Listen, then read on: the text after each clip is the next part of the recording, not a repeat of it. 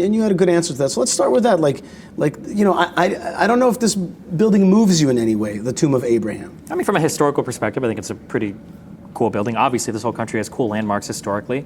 There are things that I might not have a personal, spiritual or emotional connection to, but I can appreciate other people's emotional or spiritual connections to things. I'm sure we've all had, wives or girlfriends or friends that like a particular movie or like a particular thing, and you can appreciate their appreciation of it, or you can appreciate a particular thing without necessarily being into it.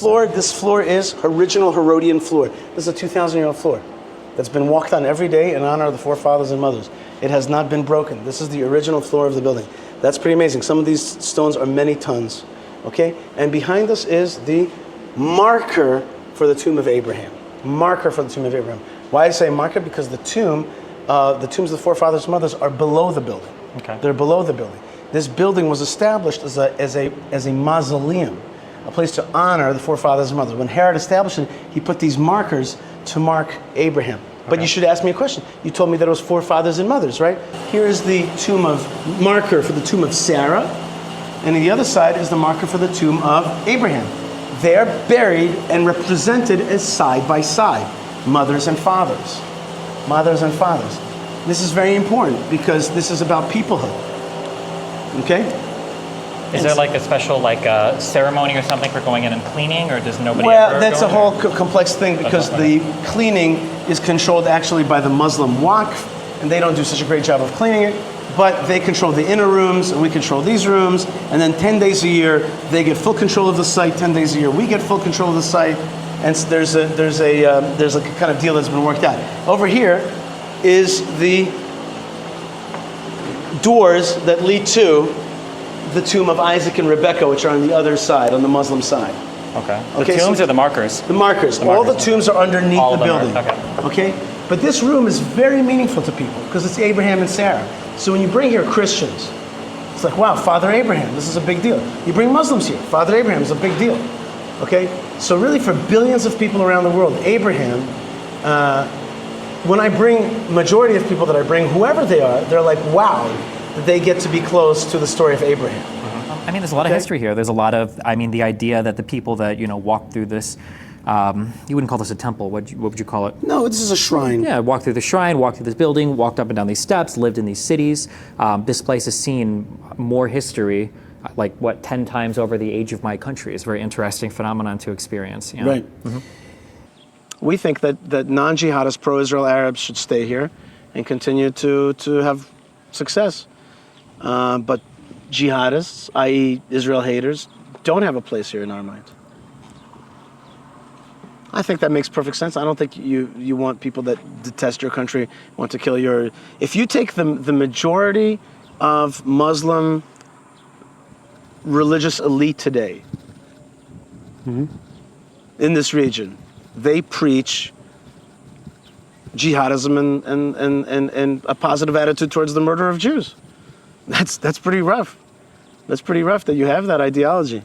So people like myself think it's important to mitigate that ideology, mitigate people that think that way here. And in simple words, I don't think we want people that want to kill us within our country and on our borders. I think that's fair. Again, given that this is not a democracy and all that. This is actually an ethnic, national, Jewish protectorate state. We're an armed ethnic minority in this region, and this region is mostly Arab and Muslim, and they have their countries, and if you want to live in my country, then follow the laws and respect the peoplehood that controls this piece of land. That's the way we think about it. Thoughts? Yeah, I totally disagree on everything, but I'm listening. I'm hearing you. We talked to a ton of different people. So I'm not here to monologue. Yeah. You wanna? Well, I don't have to debate you for 5 hours, or. Well, we could do that. First thing, we already did a little. If you want to argue, I'll argue it all day. But no, yeah, I understand what you're saying. I was still talking about discussion, but go ahead. Oh yeah, or discussion. Yeah. I guess I could ask. Because obviously, when you talk about like people who are fine with Israel, like in their Arab, you're fine with them staying, but the ones who obviously are anti-Israel, you don't want them here. Yeah. Obviously, that gives you a problem of that it'd be difficult to decide how you give people voting rights based on that. But when you say we don't want them here, do you mean I don't want jihadis here. As in push them out, or figure out help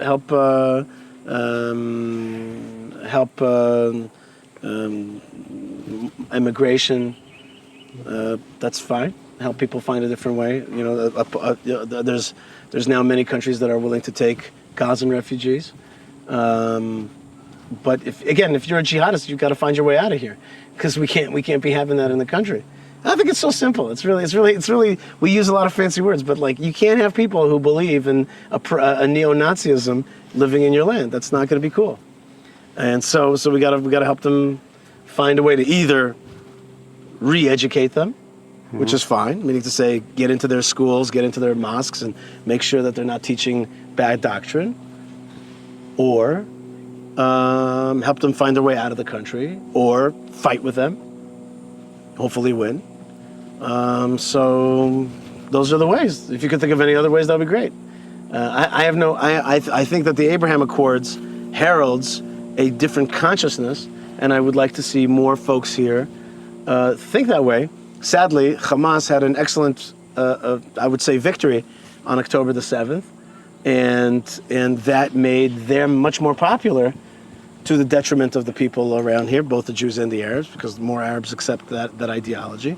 So I would like to see more Abraham Accords way of thinking, which is the Jewish people have a right to live in this land, and we're ethnic national states, the Arab countries, and this is a Jewish ethnic national state, and let's work together for a better region.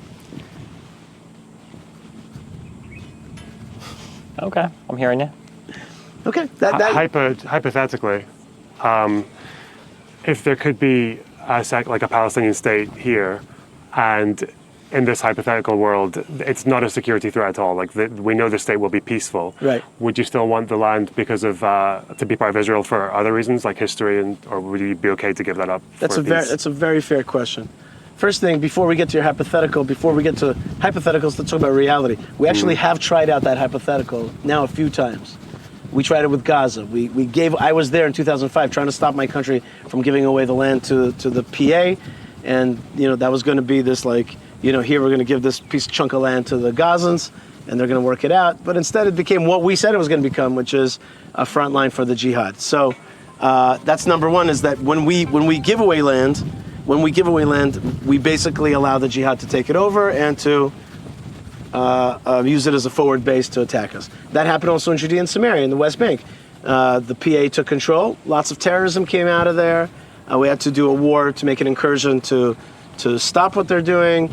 And basically, every time South Lebanon, we left South Lebanon, it became a place for Hezbollah. So before I get to your hypothetical, why don't I just use the pretty broad, scientifically tested hypothesis in that hypothetical and show you that, factually speaking, it becomes the place of jihad. Just as a real quick on the factual thing, there are counterexamples too, right? Because you probably would have protested the destruction of the settlements in the Sinai. 1,000%. Yeah, but and you're absolutely right. And I was just about to get to that. Okay. Which is, although I would disagree with you that the Sinai is a peaceful thing. You can disagree, but it's factually true that whatever's coming from the Sinai now is significantly better than Egypt being a warring country against you. I disagree with that totally. Okay. And that's not factually true. That's absolutely true. It's not even. How could you even tell that? How could you use the word factually? What is the population of Egypt? How many Jews are in Israel? We have a war. We have a state of war with Syria. We held on to the Golan Heights, and that's much better than what happened in the Sinai. The Sinai, we gave away a huge chunk of land. Now all of the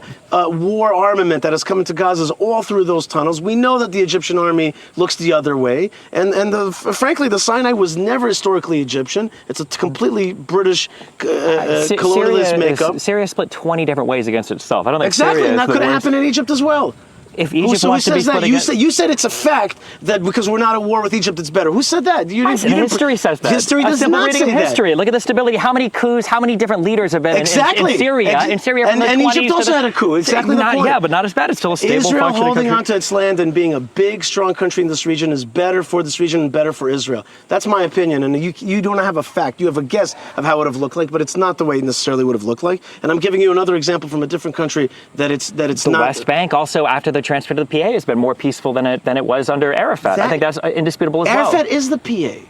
Arafat's talking dead. about? Abbas is the PA. Now Oh the my PA God. that you've got now is a man that wears a suit. It's a country that doesn't intifada you. It's The amazing first and what second was- it's amazing what you pass over for peace. We had 35 Jews murdered before October 7th here in the West Bank. Okay, and you call that peace? What an absolute, like, I'm so happy for you that you live in Miami Beach and you have a concept of what peace looks like in our region. Well, historically, this